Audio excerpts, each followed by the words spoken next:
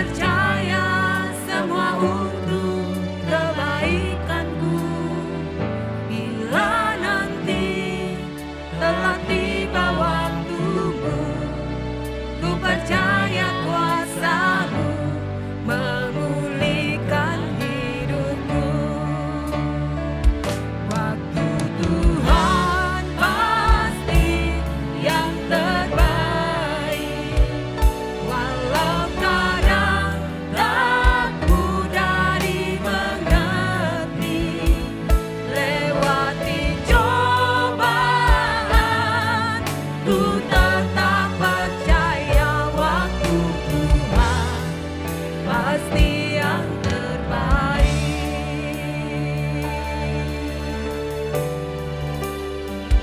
Bila Kau izinkan sesuatu terjadi, ku percaya semua untuk kebaikanku. Bila nanti telah tiba waktumu, ku percaya kuasa-Mu memulihkan hidupku. Waktu Tuhan pasti yang terbaik, walau kadang tak mudah dimengerti. Lewati cobaan, ku tetap percaya waktu Tuhan pasti yang terbaik. Lewati cobaan, ku tetap percaya waktu Tuhan pasti yang terbaik. Lewati cobaan, ku tetap percaya waktu Tuhan pasti yang terbaik. Salam semua saudara yang diberkati Tuhan, saudara yang dilindungi oleh Tuhan, yang antusias untuk mendapatkan pelajaran. Dan hari ini kita akan belajar dengan sebuah judul yang Tuhan sudah berikan, yaitu langit yang baru dan bumi yang baru, yang dikatakan di dalam Wahyu dan sebagainya. Baik, sebelumnya kita akan doa. Tuhan, biar kami membukakan hati kami supaya kami dapat mengerti inilah rencana Tuhan yang Tuhan berikan pada kami. Kami terima apa yang Tuhan katakan, apa yang Tuhan buatkan, kami terima dengan senang hati dan kami terima, dan itulah yang dikatakan iman. Dan biarlah kami mempunyai iman dan iman kami tumbuh apa yang kami baca dalam firman-Mu, karena firman Tuhan itu iya dan amin. Langit dan bumi akan lenyap, tetapi firman-Mu tidak akan lenyap. Terima kasih Tuhan, Roh Kudus hidupkan, supaya kami dapat mengerti firman Tuhan ini. Di dalam nama Tuhan Yesus kami mohonkan. Amin. Nah saudara sekalian, kita masuk dengan sebuah judul langit yang baru dan bumi yang baru. Nah, kalau kita perhatikan lagi, ini sepertinya itu tidak masuk akal, ya kan? Tetapi inilah yang Tuhan berikan pada kita. Satu hari kelak nanti ini nih, Tuhan akan memberikan langit yang baru dan bumi yang baru. Artinya, saudara, apa yang ada di bumi ini, apa yang saudara bangun di bumi ini, itu akan lenyap. Nah, baik, kita akan masuk, tetapi sebelumnya saya akan mundur lagi untuk memberikan penjelasan supaya saudara jelas. Saudara bisa lihat di dalam diagram ini, perhatikan.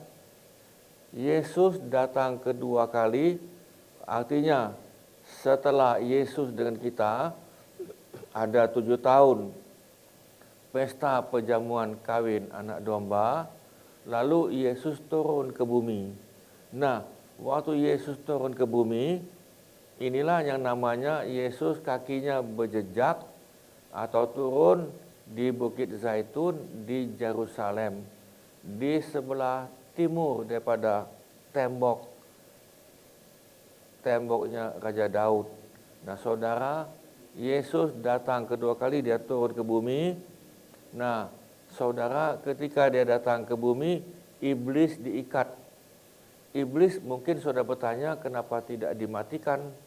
Iblis tidak bakal mati, karena iblis dibuat dari roh. Hanya roh saja. Nah, kita ini mempunyai roh, mempunyai jiwa, mempunyai tubuh. Jadi kita ini pun tidak bakal mati-mati, sebab kita mempunyai roh. Sudah masih ingat ketika Adam diciptakan, maka Tuhan menghembuskan roh Tuhan. Nah, jadi Adam mempunyai roh Tuhan. Tetapi sayang sekali dia terpedaya oleh iblis. Nah, saudara, ketika Yesus datang kedua kali dan ke bumi, maka iblis diikat. Nah, dia diikat selama 1000 tahun itu. Nah, kemudian masuklah kita ke dalam kerajaan 1000 tahun atau zaman baru. Nah, saudara sekalian, kemudian setelah 1000 tahun, iblis dilepaskan. Saya ulang lagi, hampir 1000 tahun, iblis dilepaskan sementara. Jadi iblis akan ngamuk, dia akan menguasai bumi, lalu bisa jatuh dalam dosa. Pertanyaan, siapa yang bisa jatuh dalam dosa ini? Yaitu manusia yang tinggal di bumi ketika dalam masa aniaya 7 tahun, terjadi gempa bumi, meteor, perang, segala macam, ternyata ada manusia yang masih hidup. Nah, mereka tinggal dalam 1000 tahun itu. Dalam 1000 tahun itu lalu mereka mempunyai anak. Demikian juga kita yang turun dari surga tadi itu bersama dengan Tuhan. Nah, itu bisa mempunyai anak lagi. Memang Alkitab tidak sebutkan dengan jelas, tidak. Tetapi kalau tafsiran saya ini tafsir saya, mereka ada mempunyai keluarga lagi. Nah, mereka yang mempunyai keluarga inilah yang anak cucunya tadi itu bisa kena digoda oleh iblis, bisa kena. Tetapi kita yang turun dari surga tadi bersama-sama dengan Tuhan Yesus yang kedua kali, maka dia tidak akan kena dan dia tidak akan mati-mati lagi. Dan dia tidak akan mengalami kematian yang kedua. Nah, dia akan hidup selama-lamanya. Nah, itulah sebabnya saudara, penting sekali untuk kita terangkat dalam pengangkatan yang Tuhan akan datang di awan-awan. Itu penting sekali. Nah, itulah kita saudara berdoa, jaga-jaga hidupmu, jaga pikiran, semuanya jaga.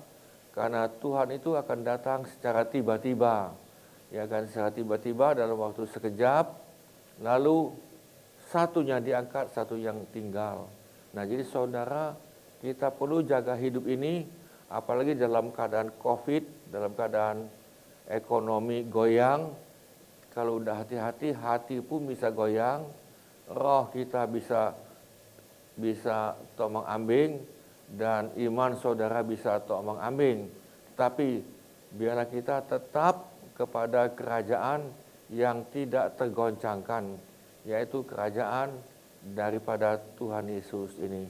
Nah, saudara, hampir 1000 tahun iblis dilepaskan, lalu setelah itu binatang itu adalah antikris, nabi-nabi palsu, iblis, dan orang yang tidak percaya kepada Tuhan Yesus dilemparkan ke jurang maut selama-lamanya. Artinya, mereka dilemparkan atau dimasukkan ke dalam jurang maut atau neraka kekal, dan itu bukan di bumi malahan, itu adalah suatu di ruangan angkasa. Ada satu tempat namanya itu, kalau menurut NASA, mereka menamakan itu black hole, lubang hitam. Nah, itu dilemparkan ke situ dalam roh, dalam jiwa, dalam tubuh. Jadi lengkap. Nah, memang kalau setan tidak ada tubuh kan, tetapi digabungkan ke situ dengan antikris, dengan nabi-nabi palsu yang ada di bumi ini, itu dilemparkan ke situ bersama-sama dengan iblis dan bersama manusia yang tidak percaya kepada Tuhan Yesus. Nah, itulah di situ mereka akan dilemparkan ke dalam jurang maut selama-lamanya. Nah, jadi saudara, setelah 1000 tahun, maka turunlah Yerusalem yang baru. Nah, disinilah yang dikatakan itu adalah langit yang baru, bumi yang baru. Jadi bumi ini yang kita lihat itu akan lenyap. Lalu Tuhan berikan langit yang baru dan bumi yang baru dengan Yerusalem yang baru. Saudara, kalau kita lihat diagram ini, sekali lagi saya katakan, sepertinya tidak masuk akal dan sepertinya dongeng ajaib, ya kan ini, cerita yang fantastis. Tetapi saya mau katakan saudara bahwa semua yang dikatakan dalam Alkitab, yaitu nubuat, itu pasti digenapi. Tinggal kita tunggu waktunya kapan. Jadi Alkitab tidak membuat dongeng. Alkitab tidak menulis hal yang aneh-aneh.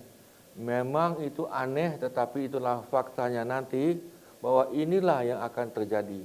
Saudara bisa lihat dalam diagram ini. Saudara bisa lihat ulang-ulang supaya saudara kita mempunyai pengharapan yang luar biasa masa depan. Tetapi yang penting adalah pengangkatan dulu ini, saudara, diharapkan untuk kita terangkat. Karena kita tidak akan mengalami kematian yang kedua dan tidak akan bisa digoda oleh iblis lagi. Nah, kita masuk ya. Nah, kita akan lihat langit yang baru dan bumi yang baru. Saya hanya menuliskan hanya 7 poin. Harapan kami adalah saudara dapat mengerti. Nah, kita lihat iblis itu dihukum. Nah, kita lihat ya. Dan setelah masa 1000 tahun berakhir, iblis akan dilepaskan dari penjaranya. Dan ia akan pergi menyesatkan bangsa-bangsa kepada 4 penjuru bumi, yaitu Gog dan Magog. Gog dan Magog itu adalah negara yang di utara Israel. Diperkirakan ini bukan diperkirakan, Alkitab sudah menuliskan Gog dan Magog itu adalah Rusia dan Turki, dan mengumpulkan mereka untuk berperang, dan jumlah mereka sama dengan banyaknya pasir di laut. Jadi saudara, ketika 1000 tahun mau berakhir, iblis dilepaskan dari ikatan oleh Tuhan sementara. Lalu dia menyerang penduduk bumi ini. Saudara bisa bayangkan kalau penduduk bumi selama 1000 tahun dan tidak ada kematian, karena selama 1000 tahun, saudara, harapan kami adalah, dan saya, kita terangkat, lalu kita pesta 7 tahun di surga, pesta perjamuan kawin anak domba, kita turun lagi. Nah, saudara turun di bumi selama 1000 tahun dalam jiwa, dalam tubuh ini lagi, dalam roh, jiwa, dan tubuh, di mana tubuh kita tidak akan mati-mati. Saudara, muka kita tidak peot, ya kan, gigi tidak ompong, jalan pun tidak entah bisa jatuh atau terpeleset. Ada yang terpeleset di kamar mandi lah, segala macam nih. Nah, saudara, selama 1000 tahun kita tetap muda dan tidak akan mengalami tua. Nah, saudara, coba kita bayangkan. Lalu di situ mereka mempunyai keluarga. Jadi selama 1000 tahun, anak beranak cucu terus, saudara bisa bayangkan bahwa penduduk bumi ini begitu banyak selama 1000 tahun. Dan penduduk bumi ini nih bisa dihuni dalam kerajaan 1000 tahun itu, perkiraan saya adalah 85% bisa dihuni. Masalahnya gurun pasir tidak ada lagi, gunung-gunung yang tinggi-tinggi sudah nggak ada lagi, karena selama 7 tahun masa aniaya besar, bumi ini akan mengalami gempa bumi yang luar biasa. Saudara, saya potong sedikit. Menurut laporan BMKG Indonesia, kita hari ini adalah sudah sampai bulan Agustus. Dari bulan Januari sampai Juli, gempa bumi di Indonesia itu frekuensinya naik sampai 14.000 kali. 14.000 kali saudara ini. Jadi satu hari itu rata-rata ada 3 atau 4, kadang-kadang ada 5. Kadang-kadang ada gempa bumi di Aceh, ada juga di Nias, lalu ada lagi sampai ke Ambon dan sampai ke Sulut. Nah saudara, gunung itu akan habis, masuk ke dalam laut. Nah tentunya bisa dihuni oleh manusia. Nah kita masuk 9. Maka naiklah mereka ini adalah iblis itu, ke seluruh daratan bumi. Dia masuk semua nih, dia mencari manusia, lalu mengepung perkemahan antara orang-orang kudus. Jadi saudara, dia juga mengepung anak Tuhan dan kota yang kekasih itu. Tetapi, nah di sini yang indah, tetapi dari langit apa? Turunlah api menghanguskan mereka, ya kan, hanya dibakar, tetapi mereka tidak mati ini nih. Ayat 10, dan iblis yang menyesatkan mereka dilemparkan ke dalam lautan api dan belerang, yaitu tempat binatang, tempat antikris, tempatnya nabi-nabi palsu, tempatnya mereka yang tidak percaya pada Yesus, tempatnya orang durhaka, tempatnya orang murtad, tempatnya mereka yang tidak menjadi pelaku firman, dan mereka disiksa siang dan malam. Sampai kapan? Selama-lamanya. Saudara tahu kalau katakan selama-lama itu tidak ada waktu. Jadi manusia itu disiksa selama-lamanya, dikumpulkan di dalam satu tempat yang mereka dilemparkan itu ada lautan api dan belerang, bersama-sama dengan iblis, bersama-sama dengan antikris, sama-sama dengan nabi palsu yang lain. Nah saudara, mereka disiksa siang dan malam. Saudara, inilah yang dikatakan itu neraka.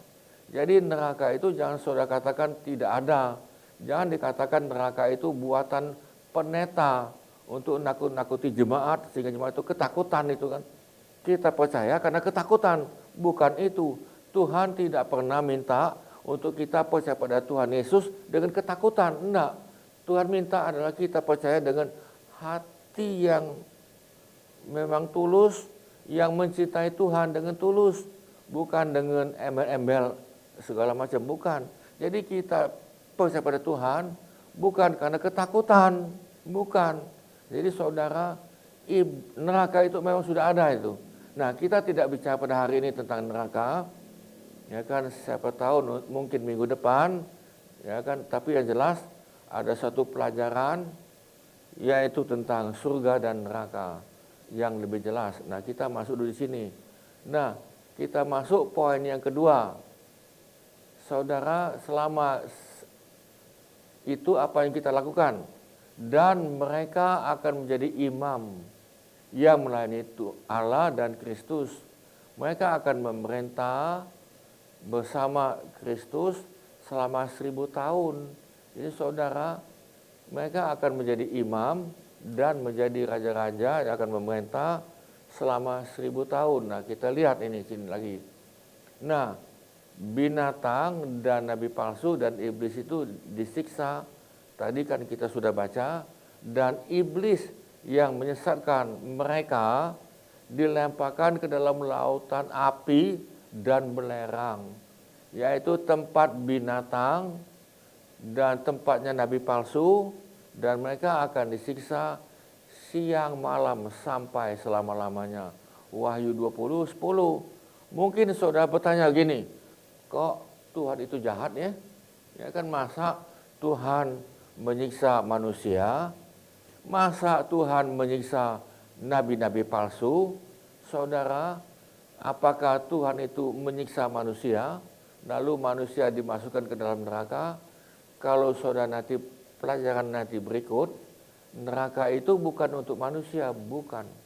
Neraka itu dibuat untuk si iblis, karena Tuhan sudah tahu ke depan bahwa iblis itu pasti berontak. Dia tahu juga bahwa Adam dan Hawa itu pasti gagal. Tetapi bukan berarti Tuhan itu rencananya gagal. Tidak, dia sudah tahu. Kalau saudara baca dalam Efesus pasal 1, sebelum manusia ada, Tuhan sudah membuat rencana bahwa manusia itu harus kudus dan mereka diselamatkan di dalam Yesus. Nah, jadi kenapa manusia disiksa dan menjadi nabi palsu?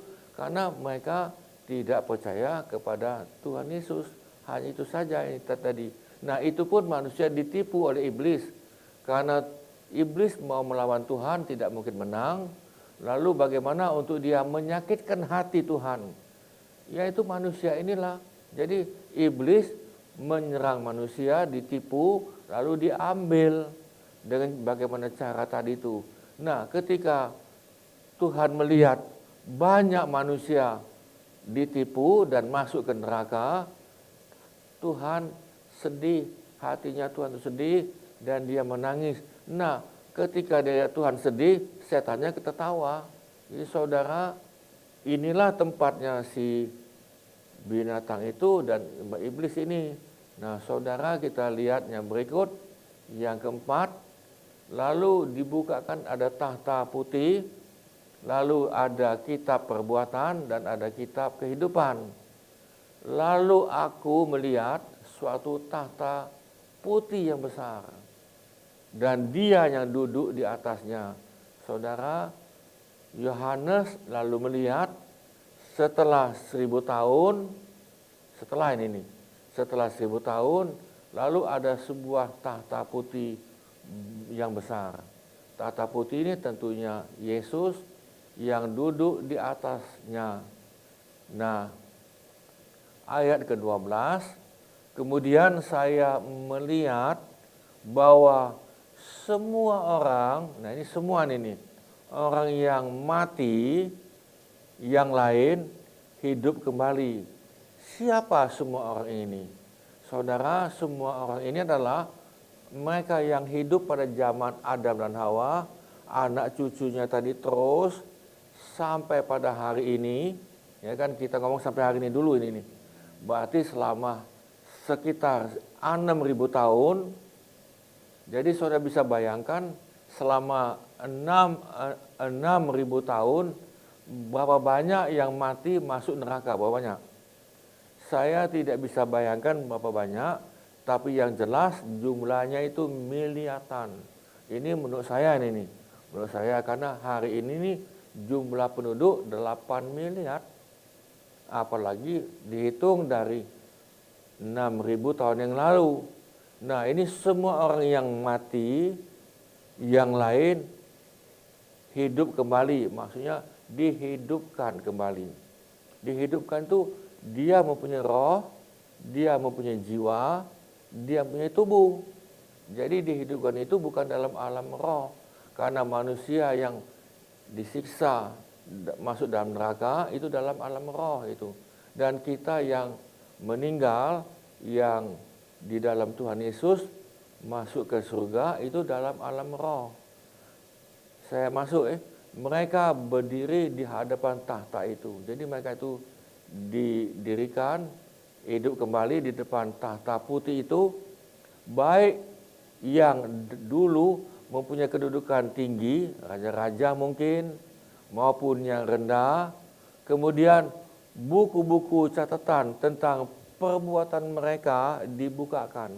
Saudara, apa yang saudara lakukan hari ini, ya kan saudara, hari ini kan kita dibantu oleh sound system, ya kan ini dibantu yang membuat apa itu sound system ini hidup, dia setel, ya kan. Kemudian mereka yang syuting, mereka yang ngambil bagian dalam seperti ini, apa yang mereka buat dicatat Tuhan, dicatat, ya kan ini.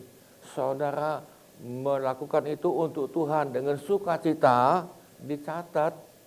Lalu saudara lakukan itu dengan maksud yang tidak baik, karena aku tidak dihargai, aku lakukan itu, aku kecewa, itu pun dicatat. Saudara melakukan itu dengan maksud yang tidak baik, itu pun dicatat Tuhan. Saudara nangkap di sini. Jadi segala perbuatan baik saudara dicatat, maupun yang tidak baik dicatat. Atau dengan perkataan lain sebetulnya, waktu manusia itu meninggal, dia akan diputarkan film, seperti film gitu. Nah, waktu dia masih dalam kandungan, sampai dia kecil, sampai dia terus, apa yang kamu buat untuk Tuhan, baik itu dalam gereja, kamu ibadah, kamu baca Alkitab, mulut kamu yang kamu katakan itu, apa yang kamu nyumbang, ya kan, dengan uang kamu, nyumbang dengan tenaga kamu, atau suara sumbang, hanya ngomong saja suara sumbang, itu pun dicatat Tuhan. Nah, jadi saudara itu akan dibukakan semua. Dan satu buku lagi juga dibuka, yaitu buku kehidupan. Nah, jadi saudara, perbuatan baikmu ini bukan untuk menghapuskan dosamu, bukan. Perbuatan baik ini adalah untuk engkau mendapatkan apa yang engkau layak mendapatkan nanti. Tetapi ini bukan untuk mereka yang sudah selamat, tidak. Mereka yang sudah selamat, mereka memang dibukakan buku, tetapi untuk dapatkan mahkota itu. Mereka dapatkan mahkota, dan mereka dijadikan soko guru, mereka dijadikan imam, dan barang siapa menang, mereka akan diberikan kedudukan. Nah, itu lain, itu yang kita yang sudah selamat. Tapi yang ayat ini adalah untuk mereka yang belum selamat, yang belum kenal Tuhan, dan dosanya tidak mau diampuni oleh Yesus. Nah, lalu dibukakan lagi satu buku lagi, satu kitab, namanya itu buku kehidupan. Lalu mereka dihakimi menurut perbuatan mereka masing-masing sesuai dengan yang tertulis di dalam buku-buku itu. Ini saya ngambil dalam terjemahan sederhana. Jadi saudara, waktu tahta putih ada, Yesus duduk itu sebagai hakim. Saudara perhatikan baik-baik. Yesus duduk itu bukan sebagai juru selamat, dia duduk bukan sebagai Al-Masih, dia duduk bukan sebagai juru selamat atau penolong kita, enggak. Tetapi Yesus yang sama, yang telah menjadi manusia, yang menjadi juru selamat saudara dan saya, dia akan datang sebagai hakim yang adil. Saudara, kalau Yesus menghakimi manusia, bisa kita bohong? Bisa kita bohong, bisa. Apakah dalam tahta putih itu, dalam tahta pengadilan, bisa manusia membuat dalih dengan alasan ini dan alasan itu? Bisakah dia membenarkan dirinya? Bisa. Atau saudara sogok dia. Tadi kan, oh Yesus aku sogok ya. Aku kasih Yesus emas 10 kilo. Saudara perhatikan, di rumah Tuhan nanti itu, ubin ini itu emas, itu bukannya emas biasa, tapi emas murni dengan begitu lapisnya, begitu indah.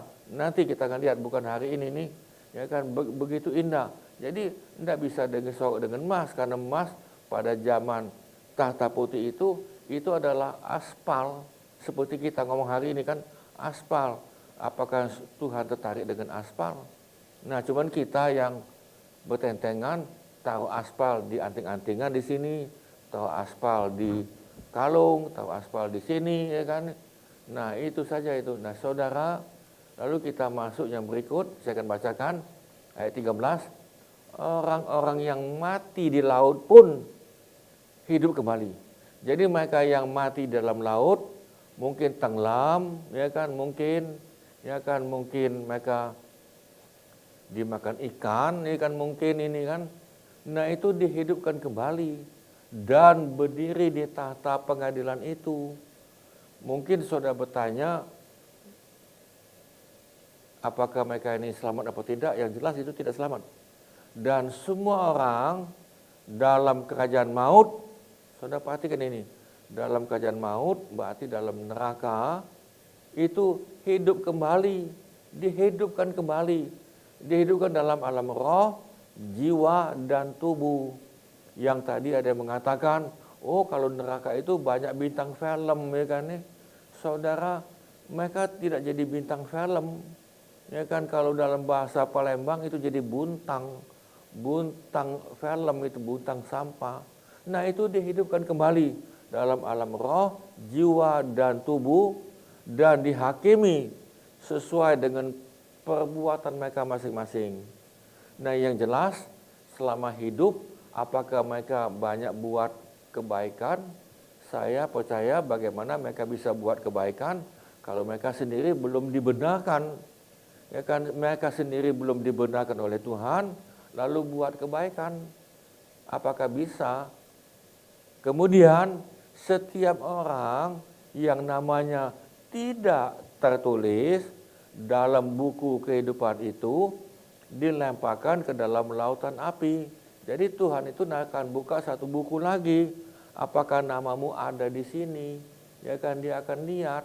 Nah, jadi saudara, selama saudara di bumi, saudara masih hidup saat ini, usahakan namamu ada di buku kehidupan. Usahakan nama saudara dan nama saya ada tercatat dalam buku kehidupan. Oh, caranya bagaimana? Caranya tadi, caranya cuma satu, yaitu percaya pada Tuhan Yesus. Hanya satu. Ya kan, saudara, itu ada kesaksian itu. Ya kan, di Jawa ada seorang mandor, dia bukan Kristen, lalu satu hari dia sakit, lalu dia mati. Nah, waktu mati dia diputarkan tentang dia seperti film dengan cepat. Lalu saudara, dia dibawa ke sebuah pengadilan, sebuah tahta seperti ini. Dia ini kan dia sudah mati, tapi ini dalam alam roh.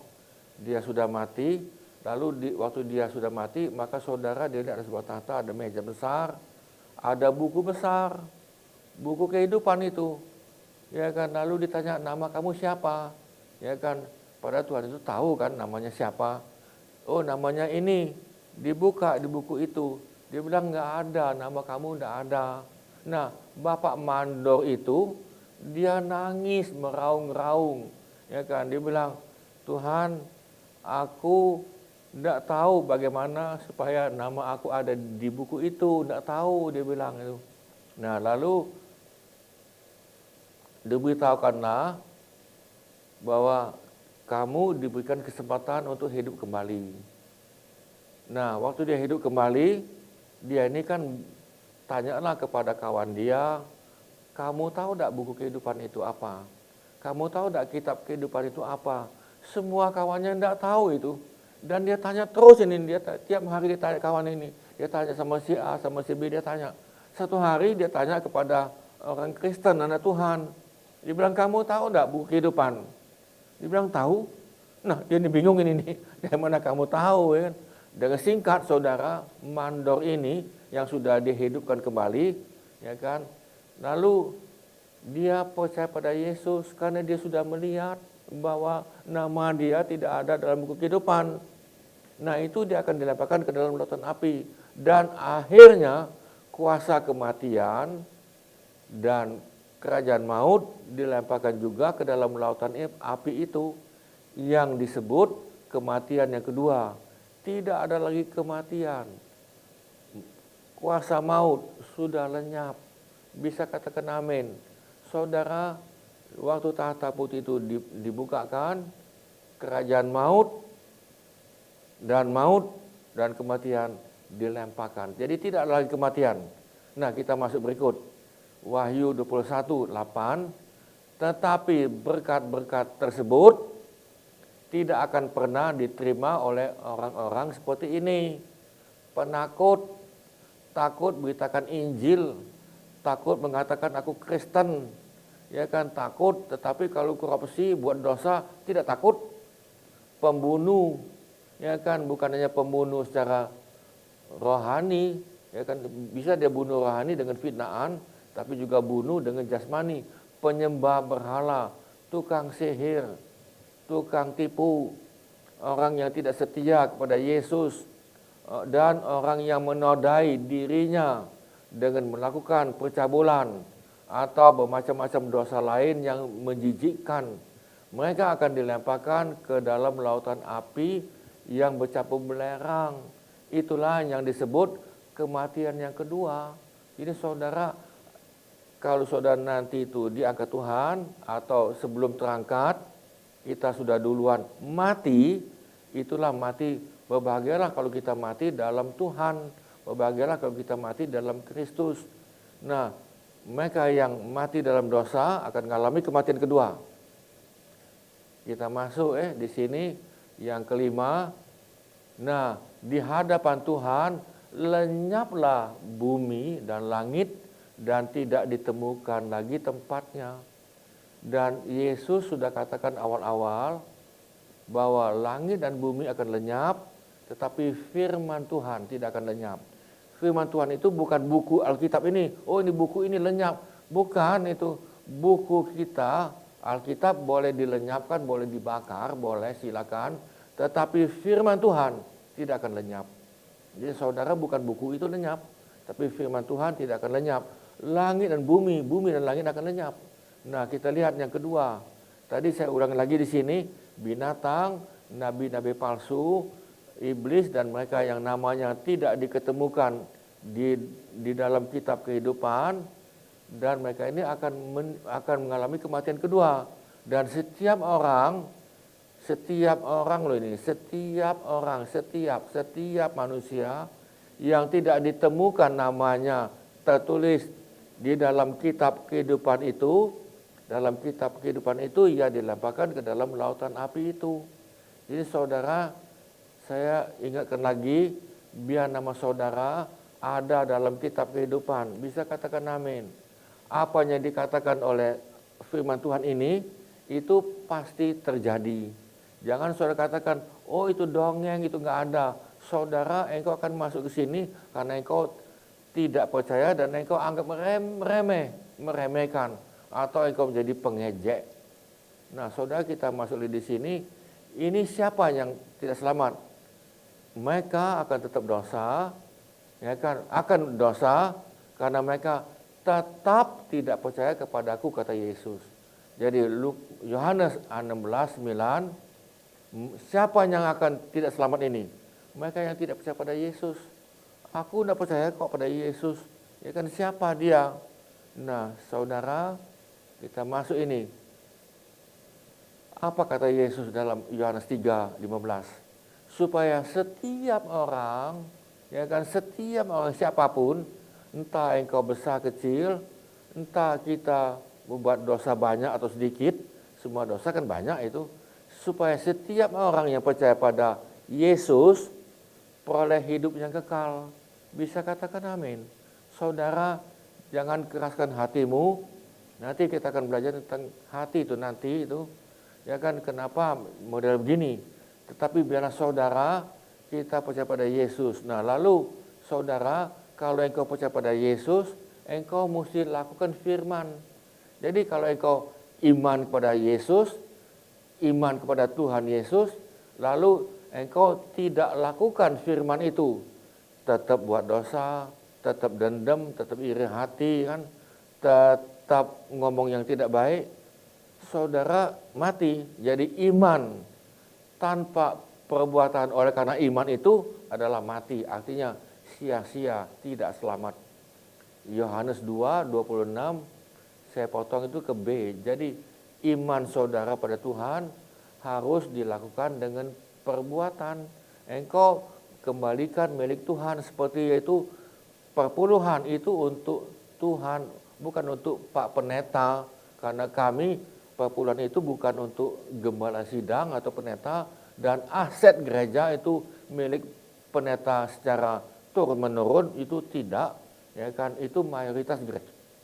Mayoritas gereja seperti itu. Hanya gereja yang minoritas, yang aneh-aneh.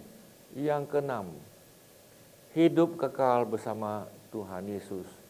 Musuh yang terakhir, yang dibinasakan ialah maut. 1 Korintus 15:26. Jadi Paulus mengatakan, musuh kita yang terakhir. Jadi musuh kita itu bukan manusia, amin. Ya kan, musuh kita itu bukan bangsa ini atau bangsa itu, bukan. Musuh kita yang terakhir ialah maut. Siapa yang membuat maut ini? Yaitu iblis. Hai maut, di manakah kemenanganmu? Hai maut, di manakah sengatmu? Nah, ini akan terjadi pada masa yang saya katakan tadi itu. Ini Paulus sudah memberikan nubuat 2000 tahun yang lalu.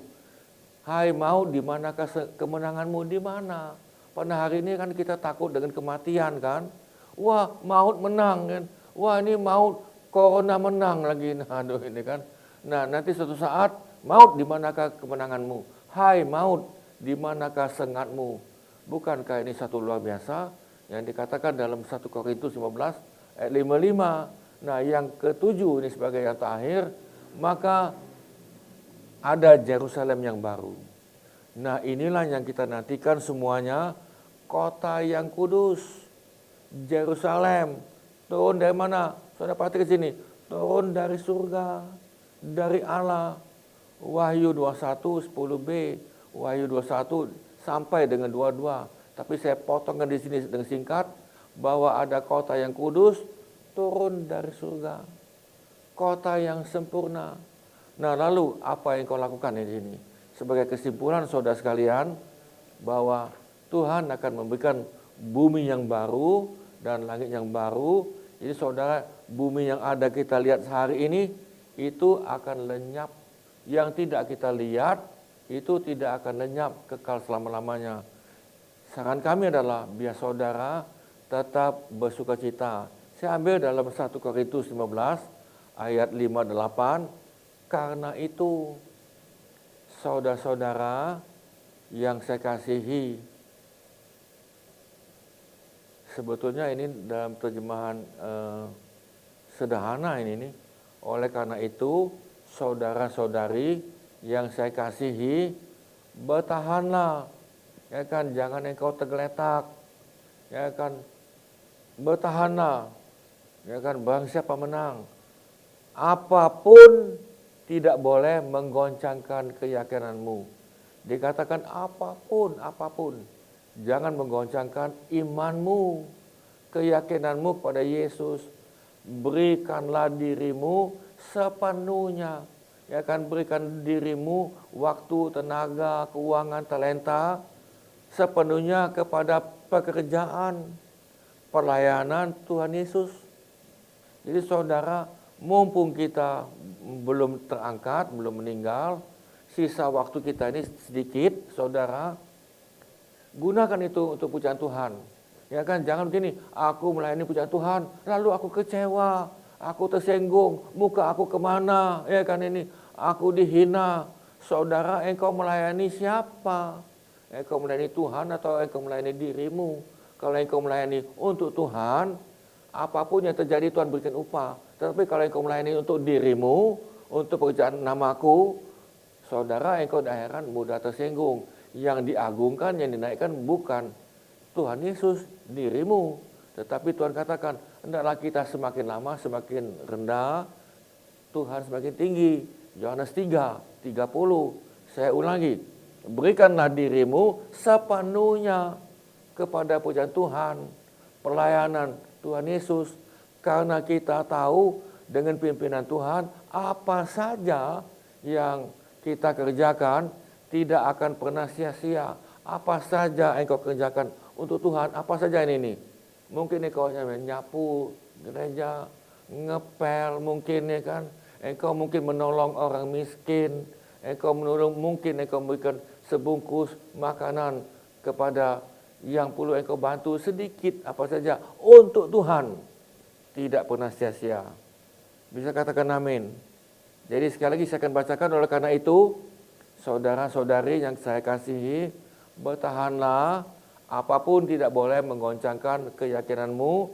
Berikanlah dirimu sepenuhnya kepada pekerjaan pelayanan Tuhan Yesus. Karena kita tahu dengan pimpinan Tuhan, apa saja yang kita kerjakan tidak akan pernah sia-sia. Kita berdoa, Tuhan, Apapun yang kami lakukan dengan mulut kami dan perkataan kami, biarlah kami lakukan itu dengan sukacita dan kami melakukan itu untuk Tuhan.